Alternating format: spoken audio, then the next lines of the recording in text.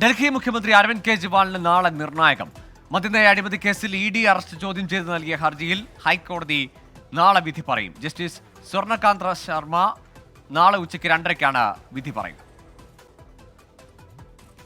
Arrest രാഷ്ട്രീയ പ്രേരിതമെന്നാണ് അരവിന്ദ് കെജ്രിവാളിന്റെ പ്രധാന വാദം. തനിക്കെതിരെ നിലവിൽ തെളിവുകളില്ലെന്നും അന്വേഷിച്ച് കണ്ടെത്തണമെന്നാണ് ഇഡി തന്നെ റിമാൻഡ് റിപ്പോർട്ടിൽ പറയുന്നതെന്നും അരവിന്ദ് കെജ്രിവാൾ കോടതിയിൽ ചൂണ്ടിക്കാട്ടി.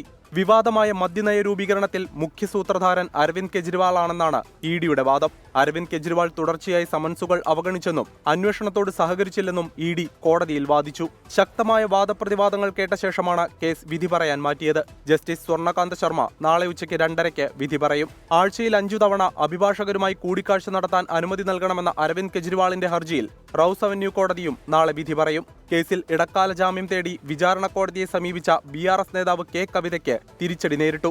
കവിത തെളിവ് നശിപ്പിച്ചെന്ന് ചൂണ്ടിക്കാട്ടി ഇഡി ജാമ്യാപേക്ഷയെ എതിർത്തിരുന്നു. മകന് പരീക്ഷയെന്ന് ചൂണ്ടിക്കാട്ടിയാണ് കവിത ജാമ്യം ആവശ്യപ്പെട്ടത്. ഇത് മതിയായ കാരണമല്ലെന്ന് വിലയിരുത്തിയ വിചാരണ കോടതി ജഡ്ജി കാവേരി ബവേജ ഹർജി തള്ളി. 24 ഡൽഹി.